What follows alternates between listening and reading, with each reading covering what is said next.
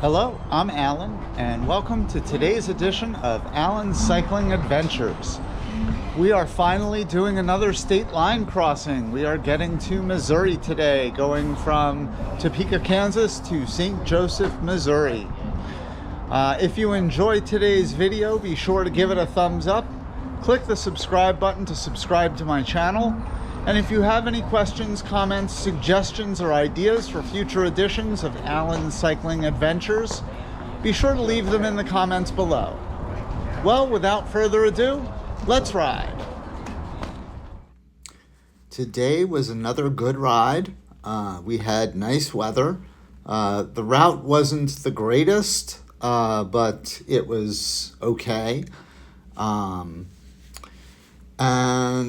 for those of you who like musical interludes, and for those of you who like real-time video, you're going to love this video. As it turns out, this morning at the briefing, Paula made no mention of the halfway point, and so I assumed that meant we hadn't reached it yet, but that seemed weird, because it seems like we have. And so I asked her about it at the second SAG stop. And at the second SAG stop, I asked her where the halfway point was. And she said, I'm not sure. Maybe yesterday at some point, maybe earlier today.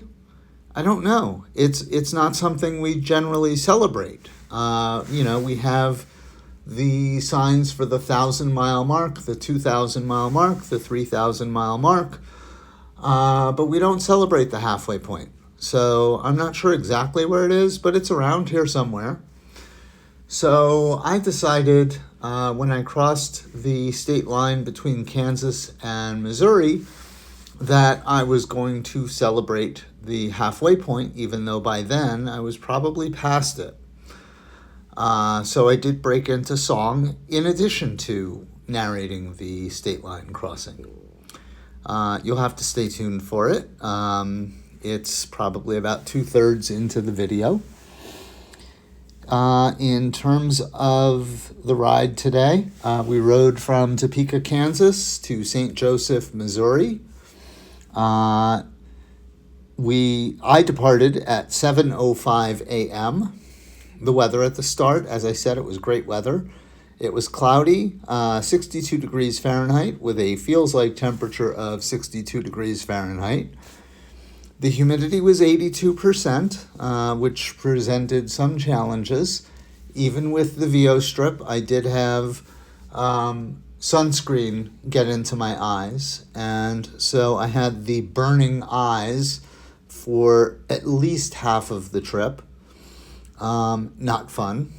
At the SAG stop, I wiped with a baby wipe around my eyes and forehead, and that helped for a bit, and then my eyes started burning again at some point. So, I guess it's unavoidable to a certain extent. Got to put on sunscreen. I'm certainly getting lots of sun. The wind at the start was 8.5 miles an hour from the southeast. We had an interesting conversation at dinner. I was talking with a couple other riders about the wind. We were talking about the weather forecast for tomorrow and how we are going to have a quartering headwind tomorrow. And it's going to be gusting to about 18 to 20 miles per hour. And I replied that after that day in Kansas with the ridiculous headwind, gusting to 20 is kind of like light and variable now. But and we laughed about that because it's so true. Anyway, the length of today's ride was 85.30 miles. I had an average moving speed of 14.9 miles per hour and a maximum speed of 34.1 miles per hour. My total moving time was 5 hours, 44 minutes, and 2 seconds. And my elapsed time was 7 hours, 11 minutes, and 22 seconds. My average heart rate today was 115 beats per minute, and my maximum heart rate was 131 beats per minute. According to Garmin and Strava, I burned 1,706 calories. I had an average cadence of 63 RPM and a maximum cadence of 97 RPM. We had a total elevation gain according to Strava's map data of 2,727 feet, so a moderate amount of climbing. And according to Garmin's barometric data, it was 2,759 feet. I had a total of 20,046 pedal strokes. And according to Strava, I had an average power output of 99 watts. All these average power outputs that Strava is giving me, some of which I know are way off, make me want to invest in a power meter.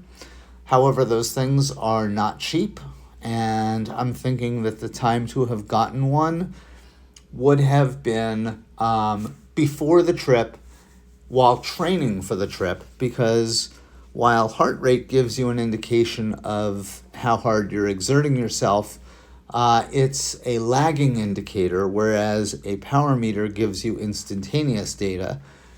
And talking with some of the people who have power meters, I can see how that would have helped both with my training and with pacing myself for these rides. In any event, there was something else I wanted to add on that note, but I can't remember what it was at this moment. There were 2 Garmin climbs on this route. The first one started at 15.2 miles in. It was 0.64 miles in length. We gained 118 feet at an average gradient of 3%. The second one started at 76.8 miles in. It was 1.35 miles in length. We gained 240 feet at an average gradient of 3%. That one was actually kind of cool. It was on a road called Southwest Parkway, which was in St. Joseph, which was this really cool, winding, hilly road. St. Joseph, that's what I wanted to say. St. Joseph is actually quite a hilly area. And so you're going up, you're going down, you're going up, you're going down. And it looks like that's pretty much what our route is going to be tomorrow, is lots of ups and downs, not a lot of level ground. So we'll see how that goes. In any event, that was the Garmin climbs. The start of the ride was on city streets in Topeka. More in a moment. All right. I am here still in Kansas, but less than a half mile from the Missouri border. I'm coming up on the bridge over the Missouri River, which is the border between Kansas and Missouri. And so after a long week of Kansas, I am going over the Amelia Earhart Memorial Bridge, crossing the Missouri River, and I will soon be in Missouri. Let's see how many state line crossings we've had. We went through Arizona as 1, into New Mexico is 2, Texas is 3, Oklahoma is 4, Kansas was 5, and so this is state line crossing number 6, and there is the Missouri River below me. Looks pretty muddy. And I'm about to enter my 7th state, Missouri. Hopefully, there will be a sign announcing my arrival.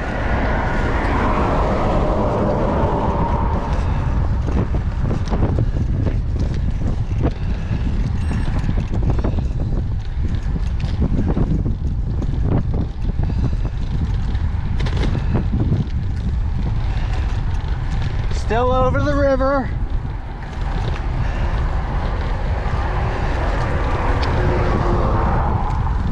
By the way, I am making a declaration. I was talking with Paula, and she said they don't actually celebrate the halfway point, and that it's sometime around yesterday or today. And so my declaration is, oh, we're halfway there.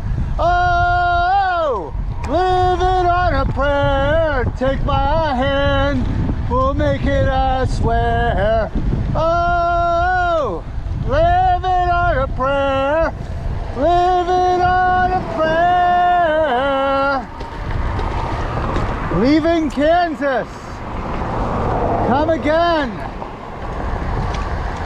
And there is the sign, Missouri welcomes you. Toto, I don't think we're in Kansas anymore. Anyway, as we departed Topeka, we got onto Route 24, which we took to Route 4, which was not a nice road. The shoulder was gravel, and then where the pavement started, it was entirely rumble strips right up to the white line, giving us no option but to ride to the left of the white line. By the way, I had a couple of experiences which have negated my earlier observations about Kansas drivers and professional truck drivers. On a number of occasions, I got close passes by people with Kansas license plates.